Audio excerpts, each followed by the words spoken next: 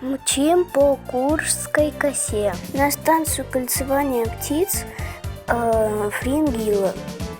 Впереди еще 23 километра. Примерно через 2 часа мы на первой в мире станции кольцевания птиц.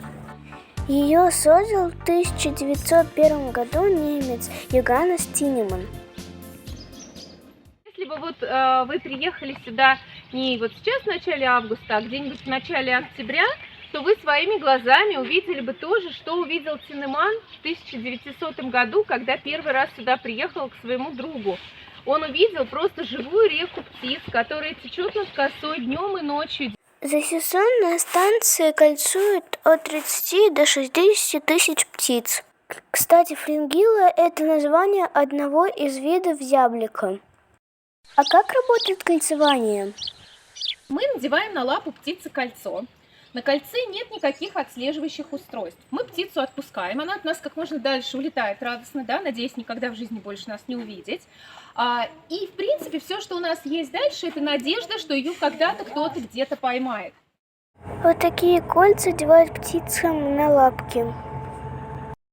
А можно в эти кольца вставить какие-то электронные датчики? Спутниковые передатчики, более такой современный метод, когда можно, вот как раз на веретенников надевали спутниковые передатчики, как рюкзачки, и записывали весь трек, как она летит, эта птица. Для мелких птиц на данный момент нет возможности такие передатчики надевать. Поэтому остается только надеяться, что птицу с кольцом поймают. Но надежда – это хорошо, но шанс, что это произойдет, это очень-очень маленький шанс. Вот статистика нам говорит, что это всего лишь 1% в лучшем случае. То есть о каждой сотой окольцованной птице можем что-то узнать. А сколько птиц могут пролететь без остановки? Гигантские расстояния. Даже маленькие птицы, размером меньше синицы, перелетают Сахару и улетают зимовать на юг Африки. Пеночки, вот такие, 8 граммов. Пеночка весит, летит на юг Африки зимовать. Птицы могут находиться в полете не то что часы без остановки, они могут находиться в полете дни и ночи. Рекорд принадлежит малому веретеннику. Это такой кулик небольшой, он без остановки, именно без остановки. Пролетает 13,5 тысяч километров без остановки. 11 суток и 1 час он находился в полете. А куда они летят? Вот Куршская коса. Вот здесь мы с вами находимся. Летят из Северной Европы, Прибалтики, североевропейской части России в направлении, где они проведут зиму. Они проведут зиму в Южной, Центральной Европе и в Африке. И часть видов летит здесь в Азию. Пара видов. Птицы ориентируются по Солнцу, звездам и магнитному поясу Земли. Летят вдоль опушек леса, где мало встречного ветра. Куршская коса для птиц – сухопутный мост. Над ней лететь легче, чем над морем. Наша ловушка, она как такой большой сачок, сделанный из рыболовной дели. И стоит она на опушке леса. Внешняя ловушка похожа на рыболовную сеть. Ее высота 15 метров, а длина около 60. Такие размеры нужны, чтобы птицы не боялись ловушки и легко залетали в нее. Постепенно сужаясь, ловушка заканчивается небольшой камерой, из которых птиц легко выловить. Мы до вечера не разойдемся. Камень не трогаем, это не котик, ей не понравится. Вот, смотрим только глазами. Мы поймали пеночку и будем сейчас ее кольцевать. Аккуратно кольцо зажимаем. И видите, оно очень свободно на лапке. То есть оно лапку не сжимает. И пальцы кольцу не дают упасть лапки. А что написано на кольце? Во-первых, латинскими буквами написано слово «Москва».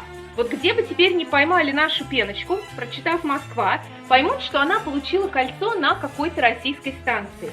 И все вопросы про эту птицу нужно задавать в Российский центр кольцевания, который находится в Москве. Поэтому на всех российских кольцах написано «Москва», где бы их ни надевали, от Калининградской области до Камчатки.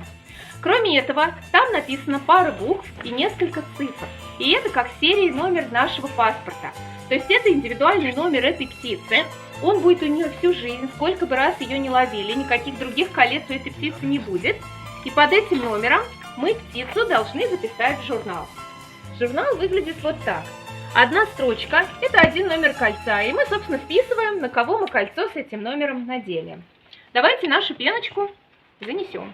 Орнитолог записала в журнал, где и когда поймали пеночку, какого она возраста и сколько весит.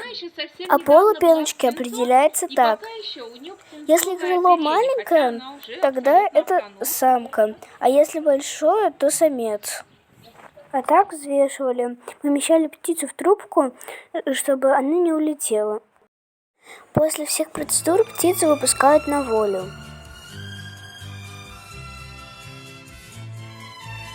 Орнитологи живут в таких деревянных домиках. Там есть все необходимое для исследований, и даже нашлись вот такие милахи. Но это уже совсем другая история. Подписывайтесь, ставьте лайки.